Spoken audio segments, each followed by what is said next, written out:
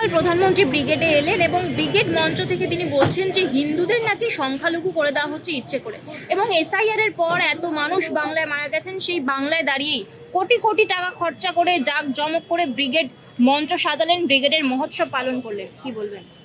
গতকাল যেটা বিশেষ ঘটনা সেটা আমরা দেখলাম, ওরা একটা স্যাম্পল দেখালো, সেটা ব্রিগেডকে কেন্দ্র করে কিছু গুন্ডা বাহিনী আমাদের এক মন্ত্রীর বাড়িতে ভাঙচুর করলো এবং এটা দিয়ে বুঝিয়ে দিল যে ভবিষ্যতে বাংলায় কি হতে চলেছে।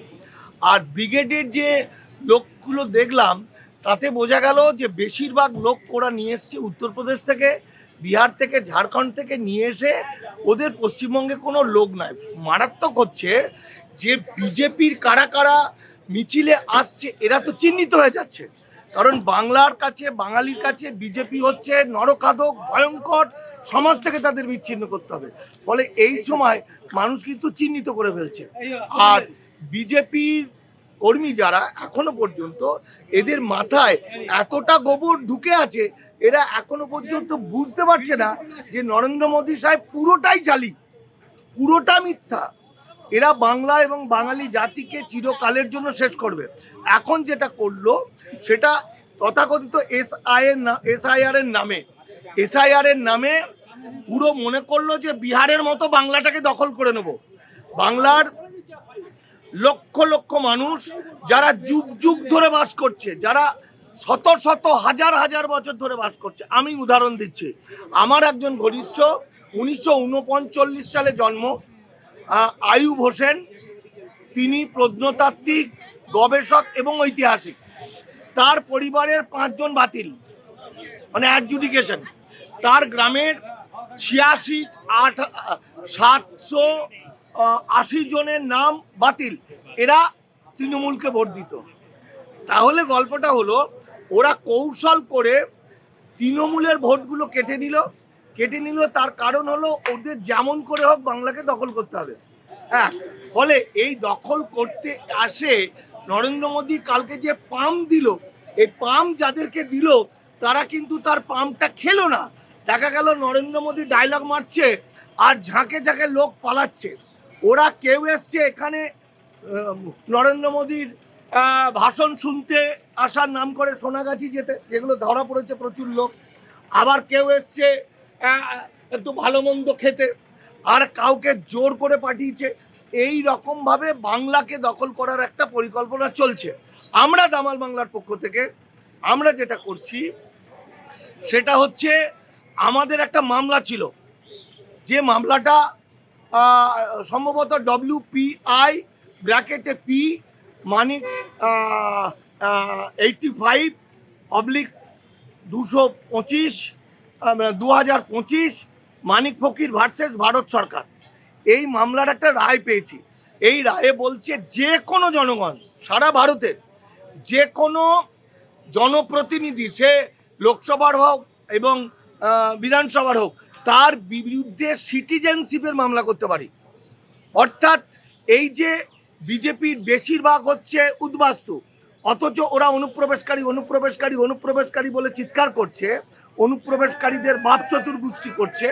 আর এরা অনুপ্রবেশকারীদের আজ থেকে 10 বছর আগে, 5 বছর আগে, 6 বছর আগে যেসব অনুপ্রবেশকারীরা এসেছে তাদেরকে ভোটাধিকার দিয়েছে, তাদের নাম উঠে গেছে।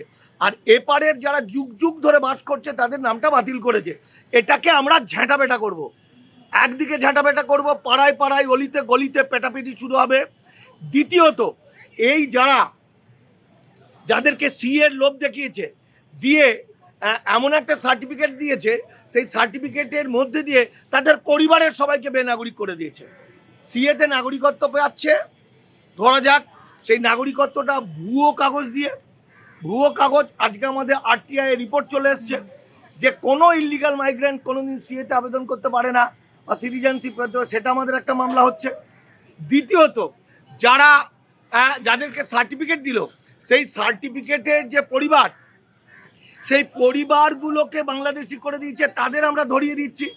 দেখুন, আমরা কিন্তু ওপার বাংলা থেকে গতকালকে এসছে না 7 মাস আগে এসছে, কি 7 বছর কি 10 বছর, আমরা এই সমস্ত মানুষের পাশে নিঃশর্ত নাগরিকত্ব দেওয়ার জন্য, আদায় করার জন্য। কিন্তু যারা বিজেপি হয়ে গেছে, যারা বিজেপি হয়ে নরখাদক হয়ে বাংলা এবং বাঙালি জাতিকে ধ্বংস করতে চাইছে তাদেরকে আমরা শেষ করে দেবো মানে মামলা মোকদ্দমা করে আমরা এখনই থানায় গিয়ে এফআইআর করবো যে এই দেখুন সিএতে সার্টিফিকেট পেয়েছে কিন্তু তার বউ বাচ্চা তার বাবা সবাইকে বাংলাদেশি বলছে, তাদের এখনই গ্রেপ্তার করুন। এক হচ্ছে নেতাদেরকে ধরিয়ে দেবো, দুই হচ্ছে এই মস্তান বাহিনী যারা নাম তুলেছে তাদেরকে ধরিয়ে দেবো। ফলে নরেন্দ্র মোদীর বাবা এসেও কিছু করতে পারবে না। যারা বাংলা এবং বাঙালি জাতিকে ধ্বংস করার চেষ্টা করবে আমরা জুতো পেটা করব। সে অমিত শাহ হোক, সে নরেন্দ্র মোদী হোক, সে শুভেন্দু অধিকারী হোক, যেই, কারণ এইটা এখন আমাদের দামাল বাংলা। আর আমার বাংলার যে লক্ষ কোটি মানুষকে লক্ষ লক্ষ মানুষকে ডিলিট করে দিয়েছে, যাদের একটা সবচেয়ে বেশি অংশ হিন্দু এবং হিন্দু মুসলমান উভয়, এবং তারা যুগ যুগ ধরে বাস করছে। সিটিজেনশিপের কাগজ চাওয়া হলো না, অথচ তাকে বেনাগরিক করা হচ্ছে। তাদেরকে ফরেন ট্রাইব্যুনালে ডেকে তাদেরকে কৃতদাস বানানো হবে। এগুলো আমরা জুতো পেটা করে সাইজ করব। দামাল বাংলা আমরা লিগ্যাল সেল করেছি, আমরা লিগ্যাল সেল থেকে বিনা পয়সায় সেই সমস্ত মানুষগুলোকে আবার নাগরিক আবার ফিরিয়ে আনার চেষ্টা করব। আর যারা বিজেপির হয়ে গলা ফাটাচ্ছে, এখনো যদি তারা ঠিক না হয়, এমন মার তারা খাবে না। বাংলাদেশি মালগুলো, অনুপ্রবেশকারী মালগুলো 10 বছর 15 বছর আগে এসে বিজেপির হয়ে মস্তানি করছে, তাদের হাত পা আমরা গুঁড়ো করে দেবো। একটা আইন দিয়ে দেবো, আর একটা হলো পাড়ায় পাড়ায় পেটানি হবে। একদম জনগণ তাদেরকে সমাজ থেকে বিচ্ছিন্ন করে দিতে হবে। ফলে নরেন্দ্র মোদীর বাবা এসেও নরেন্দ্র মোদীর ক্ষমতা নেই তাদেরকে রক্ষা করে। বাংলা এবং বাঙালিকে যারা ধ্বংস করতে চাইবে তাদেরকে আমরা ধ্বংস করে দেবো, করব। এটা আমাদের বাঙালিদের অঙ্গীকার। ফলে ওই ভোট করে সব কেড়ে নেবো বিহারের মতো, সেটা বিহারে হতে পারে, কিন্তু বাংলায় এটা সম্ভব নয়। এটা আপনার মাধ্যমে আমি বিজেপিকে জানিয়ে দিলাম।